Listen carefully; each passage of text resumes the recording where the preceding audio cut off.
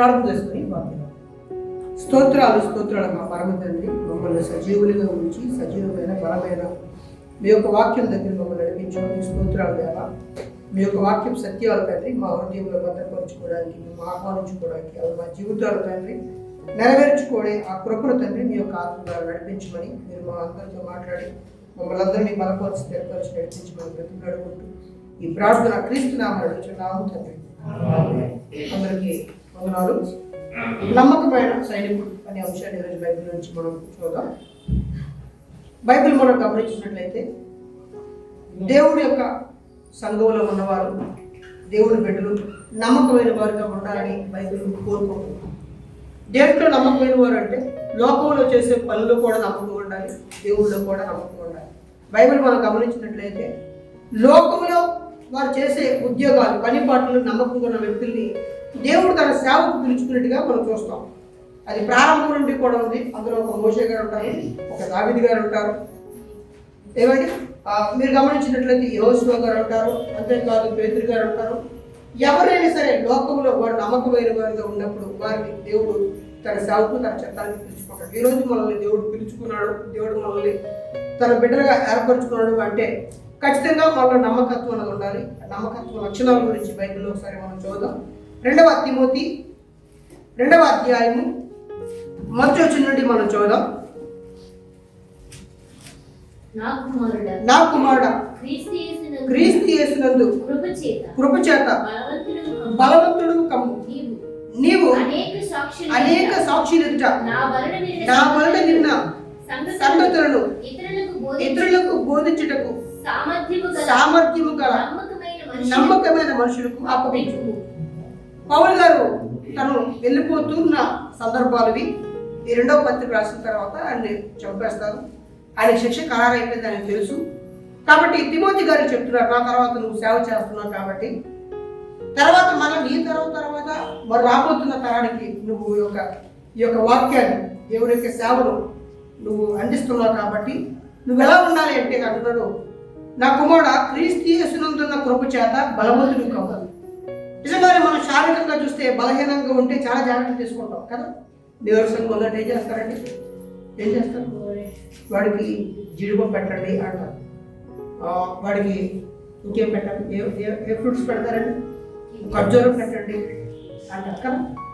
బలహీనంగా ఉన్నప్పుడు మనం గమనించుకుంటాం, నేను శారీరకంగా బలహీనంగా ఉన్నాను, నేను బలంగా అవ్వాలి అంటే ఏం చేయాలి? ఇక్కడ ఆత్మీయ జీవితంలో యేసుక్రీస్తు కృపలో నువ్వు ఎలా ఉండాలి? ఆయన కృప ద్వారా నువ్వు బలవంతుడు కావు. నిజంగానే మనం బలంగా ఉన్నాం ఆత్మీయ స్థితిలో. ఆలోచించండి, క్రీస్తు యేసు కృపను నువ్వు బలవంతుడు కమ్ము అన్నాడు. అంతేకాదు అనేక సాక్షులు ఎదుట నా వలన విన్న సంగతులు ఇతరులకు బోధించుటకు సామర్థ్యము నమ్మకమైన మనుషులకి నువ్వు అప్పగించు అని చెప్పాడు. 3వ వచనం చూద్దాం. క్రీస్తు యేసు యొక్క మంచి సైనికుల వలె నాతో కూడా శ్రమ అనుభవించు. మీరు గమనించండి, క్రీస్తు యేసు యొక్క మంచి సైనికుడు వలె, యేసుక్రీస్తు ఒక సైనికుడితో పోల్చబడి ఆయన యొక్క సైనికుడిగా నువ్వు కూడా నమ్మకమైన వాడిగా ఉండు అని చెప్పు. అంటే బైబిల్ మనం గమనించినప్పుడు నమ్మకత్వాన్ని దేవుడు వెతుకుతున్నాడని ఉంది. మీరు గమనించండి, సామర్థ్యం తక్కువ ఉన్నా పర్వాలేదు, నమ్మకత్వం లేకపోతే చాలా పెద్ద ప్రమాదం. మీకు అర్థమవుతుందా? నువ్వు ఎంత తెలివైన వాడవా లేదంటే అన్నది సెకండ్. ఫస్ట్ మాత్రం ఆయన చూసేది ఏంటంటే నమ్మకత్వం. మాట్లాడే మాటల్లో నమ్మకత్వం, నిజాయితీ ఉండాలి. దేవుడు అన్ని విషయాల్లో దేవుడు ప్రతి అంగుళాన్ని ఆయన చూస్తాడు. నిజంగానే మనం ఏ ఏరియాలో నమ్మక ద్రోహం ఉన్నాం, మన కుటుంబానికి కావచ్చు, తల్లి పాత్ర, తండ్రి పాత్ర, భర్త పాత్ర, భార్య పాత్ర, పిల్లల పాత్ర, ప్రతి ఒక్కరికి వారి వారి స్థాయిల్లో బాధ్యతలు ఉంటాయి. అంటాడు పిల్లల కట్టుకొని బాధ్యతలు ఉంటాయి. వాళ్ళే మన సైన్ కూడా చేసేసి టీచర్ గారు చూపించారు అనుకోండి, మనం చేయాలి. అర్థమవుతుందా? ప్రోగ్రెస్ రిపోర్ట్ వాళ్ళు ఇస్తారు. ఇచ్చినప్పుడు వీళ్ళే మన సైన్ కూడా వెళ్ళిపోతుంటారు. అలాంటి మేనర్ కూడా ఇప్పుడు చిన్నప్పుడు స్టార్ట్ అవుతున్నారు. మనం గమనించినట్లయితే ప్రతి విషయాల్లో నమ్మకత్వాన్ని దేవుడు వెతుకుతున్నాడు. ఆ నమ్మకత్వం నిజమైన దేవుడు బిడ్డల్లో ఆయన వెతుకుతున్నాడు. అందుకే అంటాడు, నమ్మకము సామర్థ్యం గల మనుషులకు నువ్వు అప్పగించు. నిజంగా బైబిల్లో గమనిస్తే అలా నమ్మకత్వం అనేది చాలా అవసరం అండి. అలా నమ్మకత్వంగా ఒకవేళ మన పిల్లలు కానీ మనం కానీ మనం ఉన్న స్థాయిలో ఉంటే చాలు, ఆటోమేటిక్గా ఉన్నతమైన స్థితికి దేవుడు తీసుకెళ్తాడు. నువ్వు ఫస్ట్ స్టాండర్డ్ చదివేటాడు, ఫస్ట్ స్టాండర్డ్ నమ్మకం ఉంటే చాలు, అది సెకండ్ స్టాండర్డ్ అంటారు కదా. అంతే నువ్వు ఆత్మీయ స్థితిలో ఏ స్థాయిలో ఉన్నావో ఆ స్థాయిలో నమ్మకం ఉంటే చాలు. నిన్ను ఖచ్చితంగా దేవుడు దీవిస్తాడు. చూద్దాం బైబిల్లో నుంచి సామెతలు 28వ అధ్యాయము 20 వచనాన్ని మనం చదివితే, నమ్మకమైన వారికి దీవెనలు మెండుగా కలుగుతాయి. దేవుని యొక్క సంఘంలో, దేవుని యొక్క సేవలో, మన కుటుంబాల్లో, మనం చేస్తున్న పనిలో నమ్మకత్వం ఒకవేళ మనం ఉంటేనండి, మనకి నిండైన ఆశీర్వాదాలు ఇవి మనకు కలుగుతాయి. అందుకని యేసు ప్రభు పోలుస్తూ, క్రీస్తు యేసునందు మంచి సైనికుడు వలె నాతో కూడా శ్రమ గురించి. యేసు క్రీస్తు మంచి సైనికుడు. ఇప్పుడు అంటాడు మంచి సైనికుడు. ఒకవేళ సైనికుడే దొంగడు అయితే, సైనికుడే శత్రువులతో పోరాటం చేయవలసిన వాడనే ఒకవేళ అలా కాకుండా దొంగడే తెరగొట్టండి, దేశానికి అంత నష్టం వస్తుంది. నష్టం వస్తుందా? రాదు. ఎంత పెద్ద ప్రమాదం! శత్రువు కంటే పెద్ద ప్రమాదం మన పక్కనే ఉండి ఒకవేళ ఆ శత్రు దేశానికి సహకరించేవాడైతే వాడికంటే వీడి వల్ల చాలా పెద్ద ప్రమాదం కదా, చాలా పెద్ద ప్రమాదం. వాడిని మనం చూడొచ్చు, కనిపెట్టచ్చు. వీడు పలానా డ్రెస్ వేసుకుంటే పలానా వాడు పలానా రకం కొన్నాడు, కానీ వీడిని మనం పట్టుకోలేము. చాలా పెద్ద ప్రమాదాలు ఏర్పడతాయి. అందుకని దేవుడు అంటున్నాడు, నమ్మకమైన సైనికుడు వలె నువ్వు జీవించు ఉండు అంటాడు. కాబట్టి ఈరోజు దేవుడు మనకి ఇచ్చిన కార్యక్రమాలు, దేవుడు మనకి ఇచ్చిన బాధ్యతలు మన జీవితాల్లో ఖచ్చితంగా నమ్మకత్వం ఉండాలి. అందుకని నమ్మకమైన వారు దేవుడు వెతుకుతాడు. నమ్మకమైన వారి పట్ల ఆయన చాలా జాగ్రత్త తీసుకుంటాడు. అలా తీసుకున్న ఒక వ్యక్తి గురించి మనం బైబిల్లో చూద్దాం. ఇద్దరు వ్యక్తులు చూద్దాం. ముందు పాత నిబంధనలో ఒక ఆయన చూద్దాం, కొత్త నిబంధనలో ఒక ఆయన చూద్దాం. వీళ్ళిద్దరి మధ్యలో మనం ఉందాం. ఏమంటే చూద్దాం. మనం పాత నిబంధన దగ్గరికి వెళ్దాం. మనం వెళ్ళేటప్పుడు 2వ సమూయేలు గ్రంథం 11వ అధ్యాయము 7వ వచనం 8 వరకు నిజంగా మనం గమనించినట్లయితే ఈయన గురించి ఎక్కువ ప్రసంగాలు మనకు దొరకవు. ఎక్కువ విషయాలు మనం ప్రజల నుండి వినట్లేదు, కానీ దేవుడు ఆయన గురించి రాయించాడు. ఆయన ఎలాంటి వాడు? ఆయన పేరే ఊరియా అనే ఒక సైనికుడు. మనం చూద్దాం. ఊరియా దావీదు వద్దకు రాగా దావీదు యోవాబు యోగక్షేమములు, జనుల యోగక్షేమములు, యుద్ధ సమాచారము అడిగారు. మీరు గమనించండి, ఈ ఊరియా ఎవరో మీకు ఐడియా వచ్చిందా?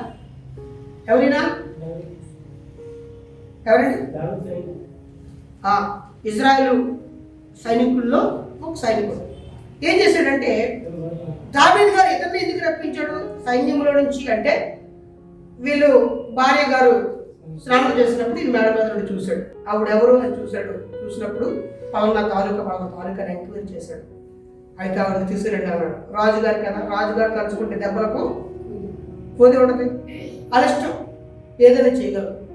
కాబట్టి మొత్తానికి వాళ్ళ భార్యని చేర్చేశాడు. చేర్చేయడం వల్ల ఏమైందంటే ఆవిడ ప్రెగ్నెన్సీ వచ్చింది. ఆ విషయాన్ని ఆవిడ చెప్పింది. అంటే యుద్ధం ఎన్ని సంవత్సరాలు ఎన్ని నెలల పాటు జరుగుతుందో వాళ్ళకి తెలియదు. అక్కడ వీళ్ళు యుద్ధంలో ఉన్నాడు సైనికుడు భార్యను ఈయన ఆశపడి అన్యాయంగా అక్రమం చేశాడు, వ్యభిచారం చేశాడు. ఇప్పుడు నాకు గర్భం వచ్చిందయ్యా, మా ఆయన చూస్తే మిలిటరీలో ఉన్నాడు, ఈలోపు ఆడ వచ్చేసరికి కడుపుట్టుకు చూపిస్తే మరి ఏంటి ఈ వాతావరణం కారణం ఏంటి అని అడిగింది ఆవిడ. వర్తమానం పంపించింది. అప్పుడు దావీదు గారు తెలివైన కదండి కదా, చాలా తెలివైన. అప్పుడు ఏం ఆలోచించాడంటే, అయితే ఊరియా గారు పంపించండి అయ్యా, అక్కడ క్యాంప్లో నుంచి రప్పించండి అని చెప్పాడు. ఈయన వచ్చాడు. వచ్చినప్పుడు అడిగాడు, యుద్ధం ఎలా జరుగుతుంది, ఎలా ఉంది పరిస్థితి అంటే అన్ని విషయాలు అడిగాడు. అయిపోయింది కదండి.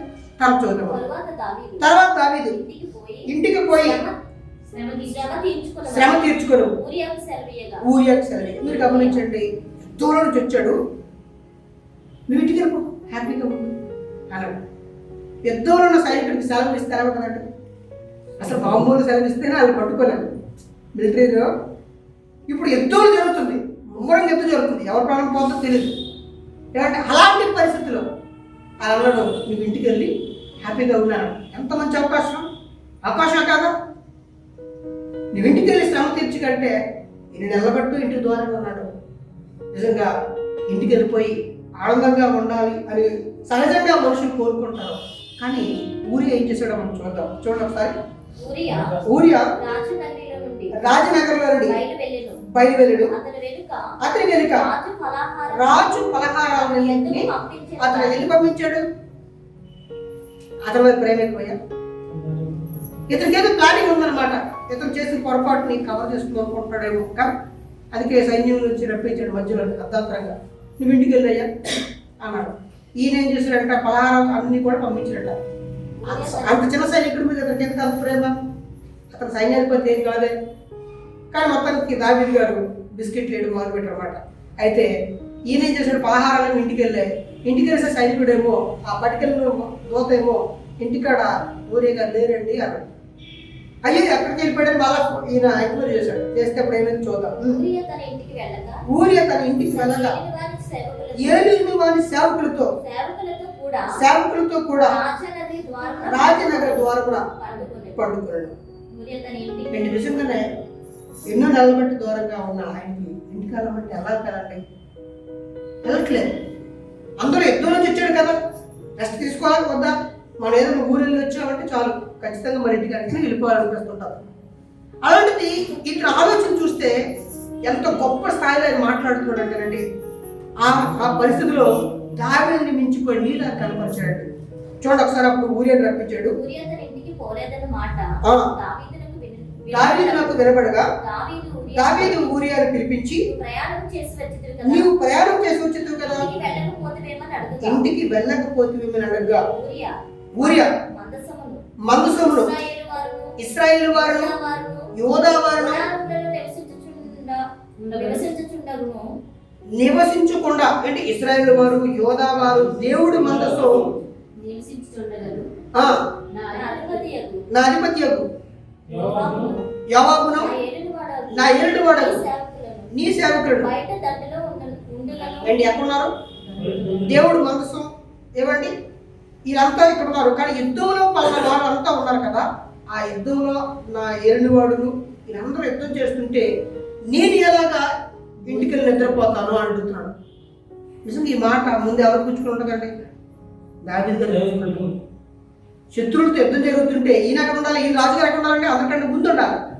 ఇతనేమో యుద్ధం చేయట్లేదు, ఇతను చేయట్లేదు, నువ్వు ఇంటికి వెళ్ళని అక్కడ సెలవిచ్చాడు. అతను అంటున్నాడు, నేను ఎలా ఇంటికి వెళ్తాను, నా బాధ్యత ఏంటి, నేను ఎవరిని, రాజ్యంలో ఒక సైనికుడు, శత్రువులు మన దేశం మీదకి రాకుండా నేను యుద్ధం చేయవలసిన వాడు, నేను ఇప్పుడైనా ఇంటికి వెళ్ళి రెస్ట్ తీసుకుంటాను, నాకు తీసుకోలేదు. నేను నాకు ఇవ్వబడిన బాధ్యతలు నమ్మకం ఉండాలి.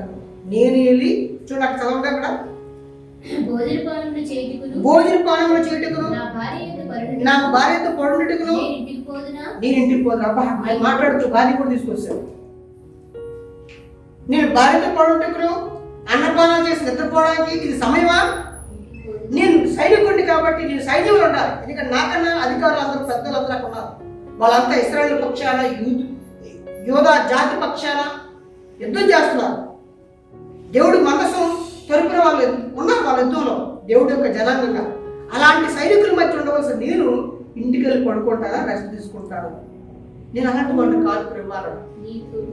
నీతోడు నీ ప్రాణంతో అలాగ చేయమంటే ఎంత మనసులైనా అని తీయబడిన బాధ్యతల పట్ల తృష్ణ కలిగినవాడు.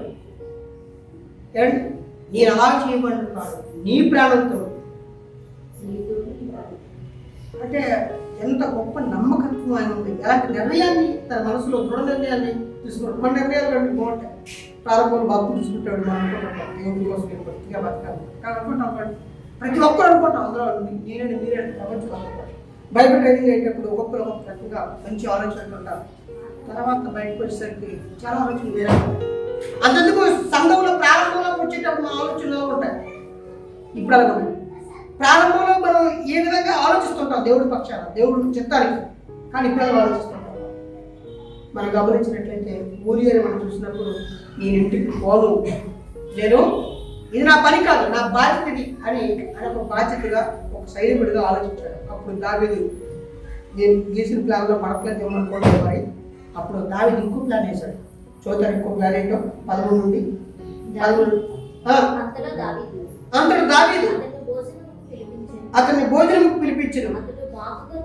అతను బాగా తిని త్రాగిన తర్వాత దావీదు ఏంటి మత్తుడిగా ఆయన అయిపోయాడా, చేశాడా? ఇది ప్లానింగ్ ఎవరిదనమాట? దావీదు ప్లానింగ్.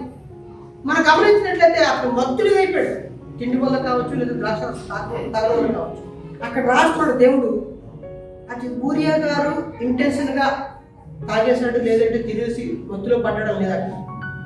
అసలు దావీదు గారు అతను మంత్రిగా చేయబడి బైబిల్లో మనం గమనిస్తే దావీదు నీతి కంటే ఆ సందర్భాల్లో ఇతని నీతే గొప్పగా కనబడదు. నేను భార్య యొక్క పడుటకును తిని తాగడానికి నిద్రపోవడానికి సమయమా అంటాడు. ఇతరేం చేశాడంటే ఈ భార్య గారు పక్కింటి భార్యతో కూడా నిద్రపోయాడు. ఎవరు నిజంగా ఈ మాట ముందు దావీదు గుండెలో గుచ్చుకోవడం చురుక్కుమంటారు. మనకంటే ఒక మంచి నీతి విషయం చెప్పినప్పుడు మనకి నాకంటే కష్టాలు అనిపిస్తుందా? మనకి అనిపిస్తుంది ఎక్కడ అనిపించలేదు మీకు? మనకి ఎప్పుడు అనిపిస్తుంది? మనదే బెస్ట్ అనిపిస్తుందా? మనం గమనించినప్పుడు కొంతమంది మనకంటే ఒక మెట్టు ముందుకుండి వాళ్ళు మాట్లాడే మాట ఆలోచించినప్పుడు మనకి ఎట్లా ఇతను బెస్ట్ బయట అంతా లోపల అంటాం కదా. ఇక్కడ మనం గమనించినట్లయితే నిజంగానే ఇక్కడ దావీదు గారికి గుచ్చుకుని ఉంటుంది. అందుకే నెక్స్ట్ రోజు పిలిచాడు, భోజనం పెట్టాడు, అతను మంత్రిగా చేసినట్ట. సాయంత్రం ఆయన బయలువెళ్ళి తన ఇంటికి పోక తన 7 వారి సేవకుల మధ్య మరలా ఇంటికి వెళ్ళిపోయింది. మరలా కూడా రాజనగరంలో ఆ సేవకులతో పాటు మళ్ళా బయటికి వెళ్ళి నిద్రపోయాడు. ఉదయం దావీదు యుద్ధము మోపుగా జరుగుతున్న చోట ఊరియాను ముందు పెట్టి అతను కొట్టబడి హతమగునట్లు నీవు అతని యొద్ద నుండి పక్కకి వెళ్ళిపో అని యోవాబునకు ఉత్తరం రాయించి ఊరియా చేతి పంపించాడు. మీరు గమనించండి, ఆ ఉత్తరం పట్టుకెళ్తాడు. ఆ ఉత్తరంలో ఏముంది? ఏముందండి? దావీదు గారు ప్లాన్ చేస్తారు. అంటే ముందు కూడా ప్లానింగ్ అనమాట. ఈ విషయాలు బట్టి మనకు అర్థమవుతుంది. యోవాబు ఒక వీరుడు, ఆయన సైన్యాధిపతి, ఆయనకు ఒక ఫైటర్ అనమాట. నువ్వేం చేస్తావంటే ఎక్కడ తెలివైన ఎక్కడ యుద్ధం బాగా జరిగే ప్రాంతం ఉంటుందో అక్కడ తీసుకెళ్ళి యుద్ధం చేయి. ఈ ఊరియాని తీసుకెళ్ళి ఏం చేస్తామంటే ముందు వరుసలో పెట్టు. సైన్యంలో ముందు పెట్టి ఆ యుద్ధం జరిగే సమయానికి మాత్రం నువ్వుంటే మళ్ళా ఆడ తీర్చావు. అందుకని ఆ ముందు పెట్టి నువ్వు నెమ్మదిగా ఎస్కేప్ అయిపోయి యుద్ధం నీకు అర్థమైపోవాలి. ఇది ప్లానింగ్. ఆ లెక్క అంతా రాసి ఎవరి చేతులు పెట్టాడు? అది చేతులు పెట్టి ఊరి చేతులు యోపాల మధ్యదారులు రాజుగారు అది తీసేటే వద్దండి. రాజుగారికి షాట్ సిరిగిపోదు. అమ్మో కుట్ర పడినావా కదా, కానీ తీలేదు. ఆ రహస్యాన్ని అమ్మో నేను ఆయనకి ఇవ్వాలి, యోగుకి కూడా యోగుకి నా పని అదే. తక్కువ లెటర్లు కూడా చదివిస్తాను చాలా మంది. కానీ ఇతను అలాంటి కాదు, ఆయన చేతికి ఇచ్చాడు. రాజుగారు అంటే రాజుగారు కూడా తెలుసు అనమాట, వీడు మంచోడు, నమ్మకమైన వాడు, మధ్యలో లెటర్ తీసి చదవడు, ఆయన సంగతులు తెలుసు. ఇచ్చాడు అంతే. ఆ లెటర్ పట్టుకెళ్ళాడు. ఆ లెటర్ పట్టుకెళ్ళి ఇచ్చాడు. ఆయన చదివి ఇలా రాజుగారి ఉద్దేశం, రాజుగారు చెప్పిన మాటలు కదా ముందు అనుకున్నాం. రాజుగారు తెలుసుకుంటే దెబ్బలకు పొందువాలి, వాళ్ళు పాడిందే పాట ఆడిందే ఆట. అలా ఉన్నప్పుడు యోవాబు బలాన్ని చంపించాడు. ఆయన్ని యోవాబు ప్లాన్ ప్రకారం చంపేశాడు. ఆయన చచ్చిపోయాడు, ఊరి చచ్చిపోయాడు. మీరు గమనించండి, నమ్మకమైన వాడు తన చావు వార్త తనకు తెలియకుండా తానే మోసుకుంది. అది మీరు బైబిల్ మీరు గమనించారు లేదా? ఈ సందర్భాలు ఎంతమంది చదివారు? ఖచ్చితంగా చదవండి. ఎంత అద్భుతంగా ఉంటుందంటే, ఒక సామాన్యమైన ఒక సైనికుడు చనిపోతే దేవుడు అంటే సృష్టికర్త దిగొచ్చాడు. ఇది ఎవరికి తెలియదు. దావీదు గారికి తెలుసు, ఆయన ప్లానింగ్ గారికి తెలుసు, తర్వాత తెలిసింది ఎవరికి? యోవాబుకు తెలుసు కదా, ఇంకెవరికి తెలియదు ఎలాంటి కుట్ర పడడం. కానీ దేవుడు దిగొచ్చాడు. దేవుడు దిగొచ్చి ఒక ఉపమానం చెప్పించాడు. ముందెళ్ళి ఒక నాతాలు తాగుతారు చెప్పినప్పుడు ఈయన ఫీలింగ్ ఎక్కువ కదా, అలాంటి మనుషుని చంపేయాలి, మొక్క నరికేయాలి. అరే నాయన ఆ చంపవలసింది ఎవరికైనా నిన్నే అన్నాడు. నేనా అన్నాడు. నువ్వు చేసింది ఏం చేసావంటే అంటూ హిస్టరీ తీసుకొచ్చాడండి. మీరు చదవండి.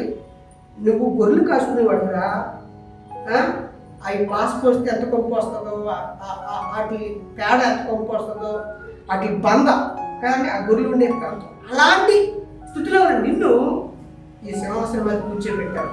అంతేకాదు, నిన్ను చంపాలనుకునే వాడి యొక్క పిల్లల్ని నీ కౌగుట్లో చేర్చారు. 2వ సమూయేలు గ్రంథం 12వ అధ్యాయము 8వ వచనం ఇవన్నింటిలో ఉంటారన్నమాట. నువ్వు అడగవలసిందిగా నేను ఇస్తాను, ఇంత అన్యాయంగా చేసేవేంటి మాట్లాడు అంటే దేవుడు ఎలాంటి అంటారండి, నువ్వు ఇంత పొరపడటం న్యాయం కాదు, అసలు చాలా తప్పు. ఎందుకంటే నన్ను అడిగి నేను ఇస్తాను కదా, ఈ నిచ్చులో నేను ఇవ్వనాలి, ఇంకో స్త్రీ కావాలంటే ఇవ్వాలి, ఇంకొక అందంగా ఉన్నావు కావాలంటే నేను ఇవ్వనా, రాజుని కావాలంటే ఒక భార్య అయిపోయిన తర్వాత మళ్ళీ 2వ భార్య, భర్త చివరి 2వ భర్త ఏంటంటే అక్కడ దావీదు గారి పరిస్థితి వేరు. కాబట్టి ఇక్కడ అంటున్నాడు, నువ్వు నడవలసింది కదా, నువ్వు ఎందుకు ఎంత పొట్ట పడ్డావు, ఎంత అంతుకుడిగా మారావు అన్నాడు. అంతేకాదు, మీరు ఆ సందర్భాలు చదివారు లేదో, దావీదుకి దేవుడు మరణశిక్ష విధిస్తాడు. ఏ శిక్ష అండి? చంపేయాలనుకుంటాడు అంతే. బైబిల్ స్టడీలో చూసారు, సౌలు గారికి మరణశిక్ష దేవుడు విధించాడని శ్రీకాలు చూపించారు. ఎద్దులు తెలిసిన అనుకుంటాం కాదు, ఆయన మరణశిక్ష విధించాడని మనకి దురత్తాల్లో చూసాం. ఇక్కడ దావీదు కూడా ఆయన శిక్షను విధిస్తాడు, కానీ దేవుడు పరిహరిస్తాడు. చేసిన తప్పుకి శిక్షను కూడా వేస్తాడు. ఆ శిక్షలు అంత భయంకరంగా ఉంటే ఒకసారి మనం చూద్దాం. 9వ వచనం చూద్దాం. 9వ వచనం, 2వ సమూయేలు 12:9 నుండి 13. నీవు యెహోవా మాటలను తృణీకరించి ఆయన దృష్టికి చెడుతనమును చేసితివేమి, హిత్తీయుడైన ఊరియాను కత్తి చేత చంపించి అతని భార్యను నీకు భార్య అవునట్లుగా, అతని భార్య నీకు భార్య అయినట్లుగా పట్టుకొని అమోరీయుల చేత నీవు అతను చంపించి కదా, నీవు నన్ను లక్ష్యము చేయక హిత్తీయుడకు ఊరియా భార్యను నీకు భార్య అయినట్లు తీసుకున్నందున నీ ఇంటి వారికి మొట్టమొదటి శిక్ష అంటే సదాకాలం యుద్ధాలు జరుగుతాయి.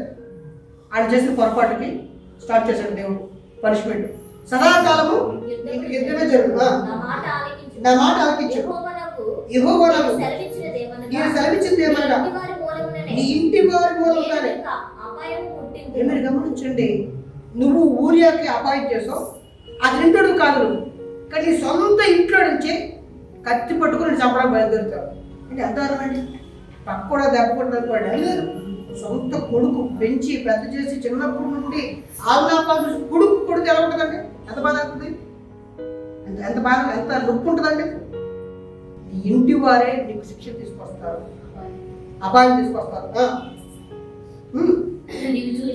నీవు చూస్తుండగా నేను ఈ భార్యను తీసి నీ చేరు వరకు అప్పగిస్తుంది. ఏంటంటే బాబు, ఇప్పుడు ఎవరైనా అయిపోయి పనిష్మెంట్ ఇవ్వడానికి దేవుడు ఎలా చూస్తాడు? అతని పేరు శిక్షలు వేరే వాళ్ళకి ఇస్తాను, నీ భార్యను తీసి నువ్వు ఎవ్వరికి తెలియకుండా, మూడో కంటికి తెలియకుండా తప్పు చేస్తావు. ఇప్పుడు నీకు వచ్చే శిక్ష అలా కాదు. ఇది ఇంకా భయంకరమైన ఇబ్బంది కదండి బాబు. నిజంగా దావీదు గారు మానసికంగా ఆయన జీవితంలో కృంగిపోయే భయంకరమైన పరిస్థితుల్లోకి ఆయన చేసి తప్పు వల్ల వెళ్ళిపోయాడు. ఇందుకు ఎవరు చెప్పినందుకు నమ్మకమైన వాడిని, యథార్థంగా ఉన్నవాడిని మట్టి పెట్టేశాడు, అధిక శిక్ష వచ్చింది. అంతేకాదు అక్కడ కిందకెళ్తే 13 చూస్తారా, నేను పాపము చేస్తున్నానని దావీదు నాతానుతో అనగా, నాతాను నీవు చావకున్నట్లు యెహోవా నీ పాపాన్ని పరిహరించిన అంటే అంటే నీ చంపేయనుకున్నాడు. నువ్వు చేసిన పొరపాటుకి ఇదే శిక్ష. కానీ దావీదు పాపాన్ని ఒప్పుకునే మనసు ఉంది, ఒప్పుకోవడం, కన్నీరు కార్చాడు. ఆయన 51 కీర్తన అక్కడే రాశాడు. మనం గమనించినట్లయితే దేవుడు చెప్పాడు, నీ ఇప్పుడు పుట్టి బిడ్డ కూడా చచ్చిపోతుందని చెప్పాడు.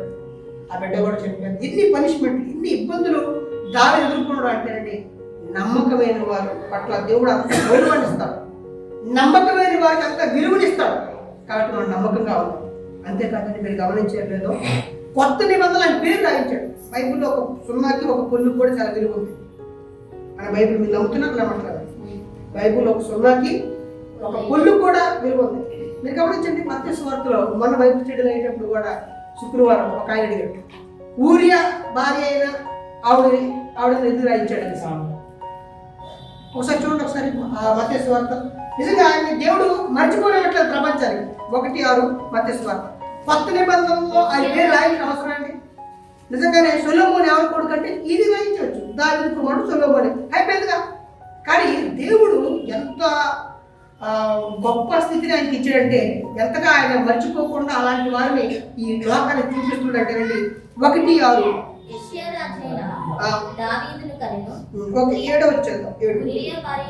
ఊరియా భారీగా ఉండిన ఆమె యందు దావీదు సొలొమోను. ఇదేంటండి బాబు, దావీదు సొలొమోను కన్నా అయిపోయింది. కానీ ఎంతగా తీసుకొచ్చినట్టే ఊరియా భార్య వాళ్ళ నాముడు యందు సొలొమోను దావీదు కన్నా. అంటే ఊరియా దేవుడు మర్చిపోలేదు, పరిశుద్ధాత్మ దేవుడి ద్వారా మరలా ప్రపంచానికి ఆయన్ని చూపిస్తున్నాడు. కొత్త నిబంధనలు ఆయనకి పేరు కూడా ఇవ్వబడింది. కాబట్టి మనం గమనించినట్లయితే నీతిమంతుల పట్ల, యథార్థవంతుల పట్ల, నమ్మకమైన వారి పట్ల దేవుడు అలాంటి దృష్టి, అలాంటి ప్రాముఖ్యత, ప్రాధాన్యత ఉన్నది. కాబట్టి జీవితంలో మనం జీవించబడాలంటే, మన జీవితంలో దేవుడు ఆశీర్వాదాలు నిండుగా మనకు రావాలంటే, మన పిల్లలు బాగుండాలంటే నమ్మకమైన వరకు ఉంచాలి. ఏ పని చేస్తున్నారో, ఏ విషయంలో వాళ్ళు నమ్మకం ఉన్నారో మనం గమనించాలి. నమ్మకత్వాన్ని నేర్పాలి. కాబట్టి ముందు మనం నమ్మకమైన వారిగా ఉండాలి. మనం గమనించినట్లయితే నమ్మకమైన ఊరియా జీవితాన్ని చూసాం. ఆయన్ని మర్చిపోలేదు దేవుడు, ఆయన విడిచిపెట్టలేదు. రాజును సైతం హృదయానుసారుడు అనుకున్న వాడిని కూడా ఎన్ని శిక్షలు పడ్డాయో మనం చూసాం. నిజంగా ఊరియా కూడా ఎంత గొప్ప మనస్సు, అది ఎలాంటి డెడికేటెడ్ పర్సన్ మనం చూస్తున్నాం.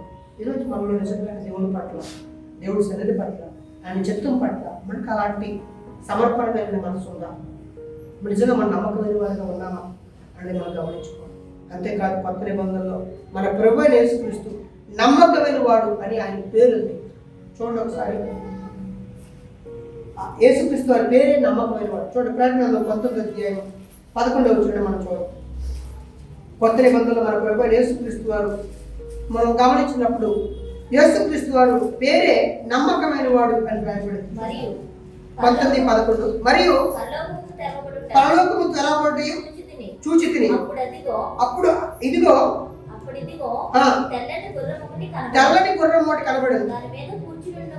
దాని మీద కూర్చుని ఉండేవాడు నమ్మకమైన వాడును సత్యవంతుడును అను నామము గలవాడు. నిజంగా పేరు నమ్మకమైన వాడు కండి. మీరు గమనిస్తే ఊరియాకి తాను మరణిస్తున్నాను, నన్ను రాజు చంపుతున్నాడు అని తెలియకుండానే ఆ లెటర్ పట్టుకొని వచ్చి ఆయన బలైపోయాడు. కానీ యేసు ప్రభువుకు తెలుసు, ఈ ప్రపంచం కోసం నేను మరణించాలి, ప్రపంచం కోసం నా ప్రాణాన్ని పెట్టాలి అని తెలిసి వచ్చిన సైనికుడు ఎవరో. అతను తెలియకుండా వెళ్ళాడు, తెలియకుండానే వెళ్ళి నమ్మకంగానే ప్రాణం పెట్టాడు. ఇతను యేసుక్రీస్తు వారిని చూసినప్పుడు యేసుక్రీస్తు వారు తెలిసి ఆయన వచ్చాడు. ఇచ్చిండే ఈ మరింత గొప్పతనం కదా ఆయన తెలుసు, నేను మరణిస్తాను. ఆయన చనిపోక ముందే 3 సార్లు ఆయన శిష్యులకు చెప్తారు, నేను యెరూషలేముకి వెళ్తున్నాను, అక్కడ నేను పలానా విధంగా వాళ్ళు చంపుతారు, తర్వాత నేను 3 దినాలను లెగిస్తారు, వీళ్ళు మృతులు పునరుద్ధానం ఏంటో అన్నాడు. కానీ యేసుక్రీస్తు అన్ని విషయాలు తెలుసు. యెరూషలేముకి వెళ్ళేటప్పుడు 6 రోజుల ముందు వెళ్ళేటప్పుడు యెరూషలేము గురించి ఆయన ఏడుస్తాడు. ఆ యెరూషలేము ఆయన చంపబోతున్నారు, కానీ యెరూషలేము గురించి ఆయన బాధపడతాడు. ఎందుకంటే ఈ యొక్క సమయంలో నేను కళ్ళు తెరిస్తే బాగుందని ఆ పట్టణం గురించి ఆయన బాధపడుతున్నాడు. మన లోకస్వార్థ పడుతుంది 41-42 వచనాల్లో ఉంటాం. కాబట్టి యేసు ప్రభు వారికి తెలుసు. యేసు ప్రభు వారు నమ్మకమైన వాడు, ఆయన ప్రాణం పెట్టడానికి ఆయన ఇచ్చాడు. ఒకసారి మనం చూద్దాం 20వ అధ్యాయం మత్తయి వార్త 28వ వచనాన్ని మనం చూద్దాం. అలాగే మనిషి కుమారుడు పరిచారం చేయుటకు రాలేదు కానీ పరిచారము చేయించుకుంటే కానీ రాలేదు కానీ అనేక మంది కొరకు ప్రాణం పెట్టుటకు క్రయధనముగా ప్రారంభించుటకు అంటే యేసుక్రీస్తు వారు పరిచర్య చేయించుకోవడానికి రాదు, పరిచర్య చేయడానికి ప్రాణం పెట్టడానికి వచ్చారని ఆయన ముందుగానే నిర్ణయించుకోవడం ఆ నిర్ణయాన్ని సమాజానికి తెలియజేస్తాడు. అందుకని మనం గమనించినట్లయితే 2 తిమోతి 2వ అధ్యాయంలోని 3వ వచనంలో క్రీస్తు యేసు యొక్క మంచి సైనికులు అనే నువ్వు ఏం చేయాలండి, ఆయన సైన్యంలో నువ్వు ఉండాలి అని రాయబడింది బైబిల్లో నుంచి. ఆ మాట మరలా మనం చదువుకోవాలి ఒకసారి. చూడండి 3వ వచనం 4వ వచనం 2 తిమోతి 2వ అధ్యాయం క్రీస్తు యేసు యొక్క మంచి సైనికుడు అని నాతో కూడా శ్రమ అనుభవించు సైనికుడు ఎవడను యుద్ధములకు పోయినప్పుడు తన దండలో చేర్చుకున్న వారికి సంతోష పెట్టవాలని ఈ జీవన వ్యాపారాల్లో. అంటే ఈ మాటకు అర్థం ఏంటి? ఈ మాటకు అర్థం ఏంటి అంటే ఏ పని చేయకుండా ప్రభు చెప్పిన పని ఒక్కటే చేయమనా, ప్రభు చిత్తం ఒక్కటే జరిగించమనా, మరి ఇక్కడ డ్యూటీలు అయి మానేమనా?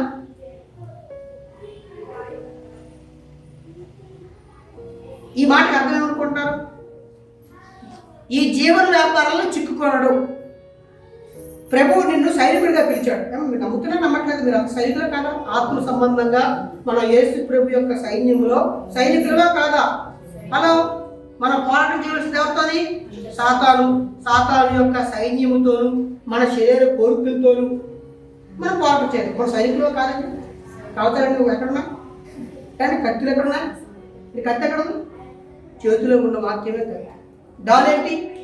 దేవుడి పట్ల మనకున్న నమ్మకమే డాలనే విశ్వాసం అని అంటారు. నిజంగా మన సైనికులు కాదండి. ఎంతమంది సైనికులు ఫీల్ అవుతున్నారు? ఎంతమంది కదా? సైనికులు అందరికీ కదా సుమారుగా చెప్తారు, సైనికులారా మనం ఎంతో సరిగ్గా చేయట్లేదు, బాగా చేస్తారు. మీరంతా వేరే సైనికులు కాబట్టి రెస్పాండ్ చాలా బాగా వచ్చింది. మనం గమనించినట్లయితే మన సైనికులను బైబిల్ చెప్తుంది, నువ్వు సైనికుడు తన ఇష్టానుసారంగా తింటాడు. తెలుసా? తింటాడండి అమ్మ. తన ఇష్టానుసారం తింటాడా? తన ఇష్టమైన నిద్రపోతాడా? తనకి ఇష్టమైన డ్రెస్ వేసుకుంటాడా?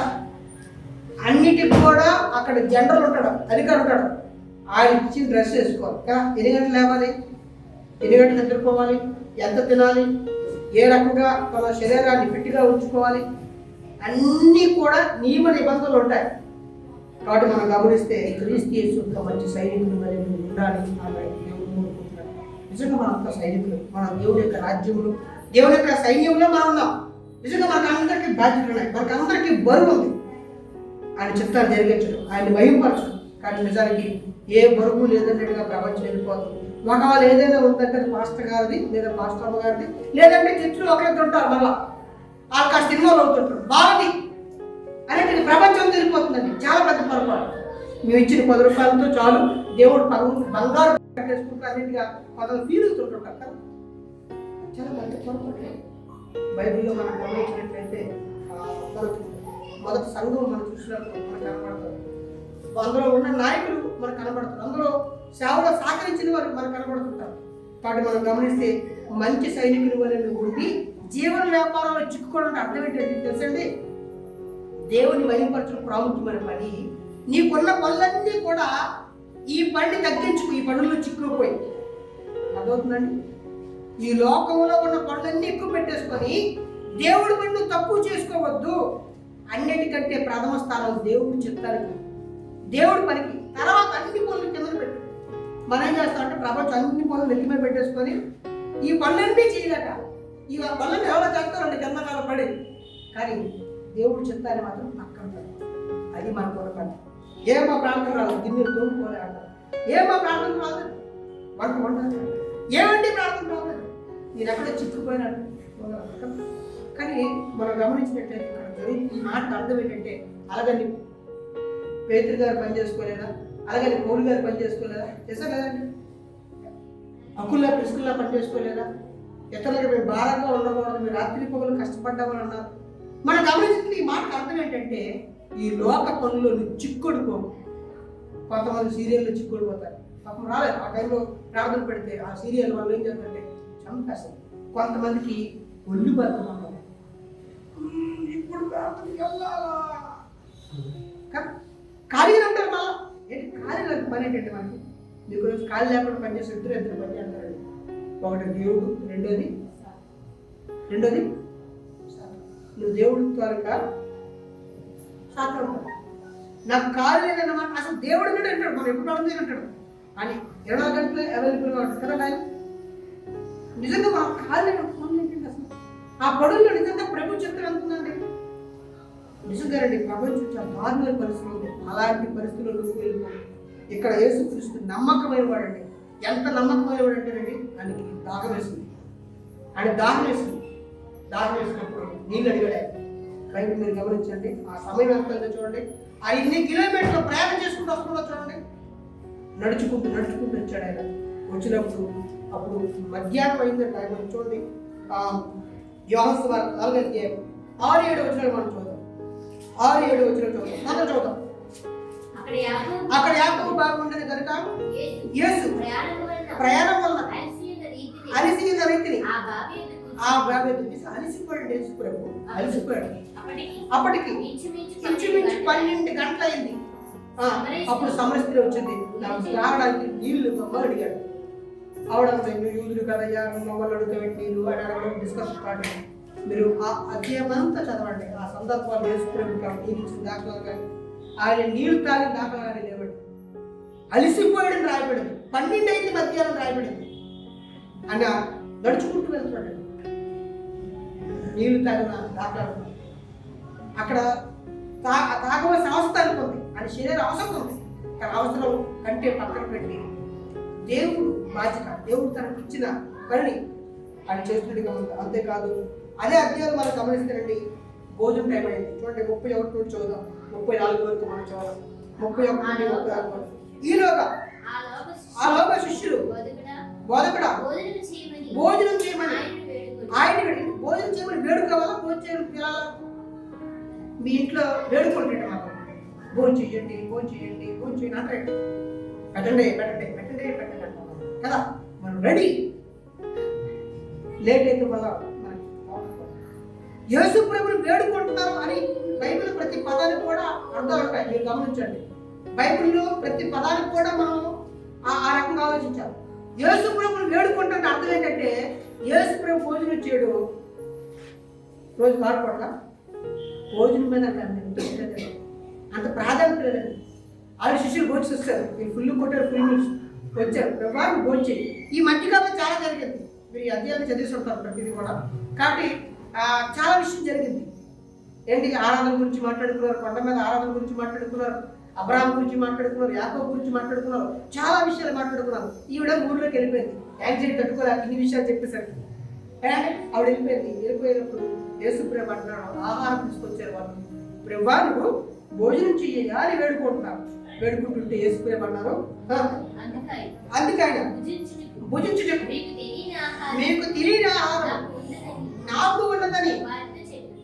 మీకు తెలియని ఆహారం నాకు ఉందని నేను అనుకున్నాను. అరే మనం తెచ్చినా మనం వైట్ రైస్ తెచ్చాము, ఇది వైట్ రైస్ ఇష్టం లేదు కదా, ఎవడో జాయింట్ చికెన్ బిర్యానీ చెప్పుకుంటాడు అన్నట్టుగా వాళ్ళు ఊహించుకున్నారు. వాళ్ళు గొప్ప ఆయన, ఈ నాలుగు కామర్స్ పెగరు, మనం తెచ్చినా నేను తినట్లేదు కానీ మీకు తెలుసు కదా, అడుగుతున్నా కూడా మనం మామూలు భోజనం తీసుకోవట్లేదండి. మానుకుంటాడు ఈ బిర్యానీ తగిన కదా వచ్చేటప్పుడు. యేసు ప్రభుని కూడా ఏమనుకున్నట్టు ఎవరో మంచి ఆహారం తీసుకొని చెప్తారు కదా, ఇవన్నీ ఎలా తింటారులే అని అడుగుతున్నాం. అప్పుడు యేసు ప్రభు చెప్పారు, యేసు వారిని చూచి నన్ను పంపిన వారి చిత్తం జరిగించుటే ఆయన పని తుదుముట్టించుటే ఆయన ఆకలి కంటే అంటే తన కడుపు నింపుకోవడం కంటే ఏది ప్రాముఖ్యత? ఏది ప్రాముఖ్యత అండి? దేవుడి యొక్క చిత్తాన్ని జరిగించడం అంత ప్రాముఖ్యత. ఇది చెప్పండి, ప్రభు కోసం నేను నడిచి అలిసిపోయి అన్న దేవుని మనం ఉందా? ప్రభు కోసం నేను ఆకలితో అలాగని ఉన్న ఆహారం తినమని నాకు ఉద్దేశం. నిజంగా అక్కడ ప్రభు ఆహారాన్ని కూడా పట్టించుకుంటాడు. అంతేకాదు యేసు ప్రభు మనం చూసినప్పుడండి బైబిల్లో మనం చూద్దాం ఒకసారి. 9 అధ్యాయం 4వ వచనం యోహాను సువార్త 9:4 చదువుతారు ఒకసారి. 9:4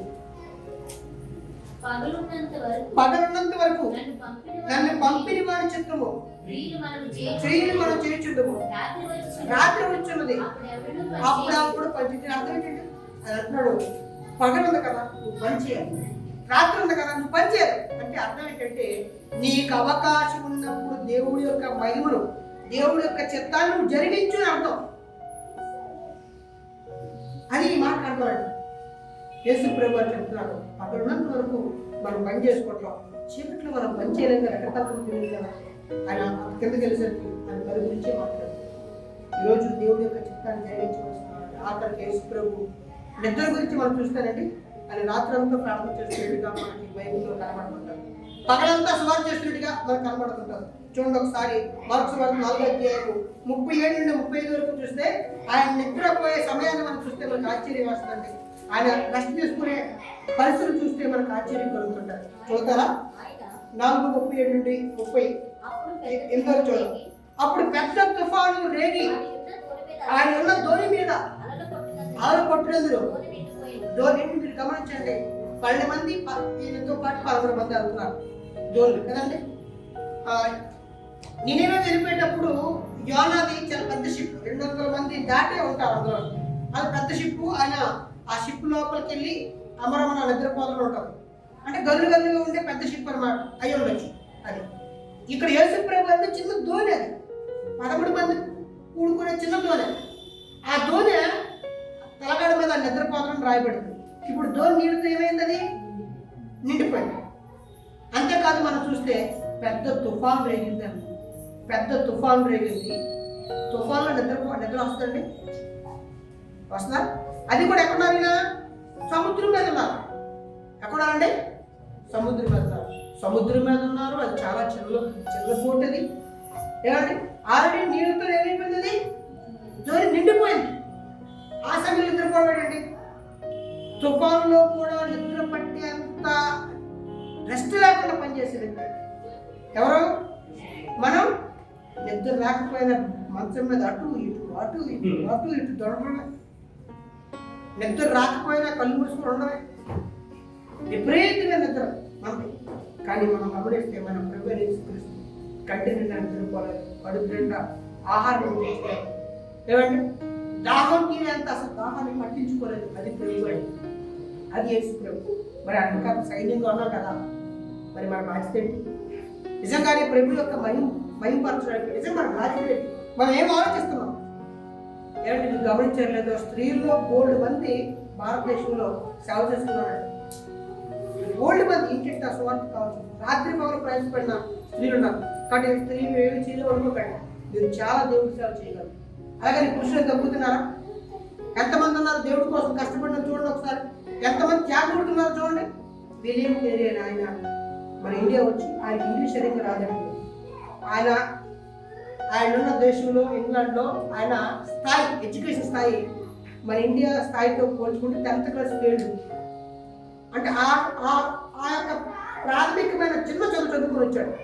ఎక్కడికి వచ్చి ఇంగ్లీష్ సరిగ్గా రాకపోయినా సరే, ఆయనకి ఉన్న భాష సరిగ్గా రాదు. ఇక్కడికి వచ్చండి ఆయన 42 భాషలు 44 భాషల్లోకి బైబిల్ ట్రాన్స్లేషన్ చేశాడు. ఆయనకి 18, 17 భాషలు చూడకుండా వచ్చు. ఏంటంటే అంత పట్టుదల, ఏంటంటే అంత గొప్ప సేవ చేశాడు అంటే వాళ్ళ తృష్ణ, ఆ మంట ప్రభు కోసం, నశించిపోతున్న వారి కోసం దేవుడి యొక్క ప్రేమ అందించాలి. నిజంగా గొప్ప గ్రేట్ కదండి. అందుకని మిషనరీ సేవకి వెళ్ళే వాళ్ళందరికీ పితామహుడి కింద ఆయన్ని ప్రపంచం గుర్తించింది. ఎవరిని? విలియం కేరీ గారు. ప్రపంచంలో ఎవరి సేవకి వెళ్ళినా వాళ్ళందరికీ పితామహుడి కింద. సైన్స్లో కూడా ప్రధానికి పితామహుడికి ఇష్టం పెట్టరు, ఆయనకి ఇచ్చిందండి ప్రపంచం. నిజంగానే మనం గమనించినట్లయితే ప్రభు వాళ్ళకి నలిగిపోయాడు, పౌలుగా నలిగిపోయారు. ఈరోజు మనం ప్రభు చిత్తం కోసం ఏం చేయబడుతుంది? మీ పనులన్నీ మానేమని అంటారు.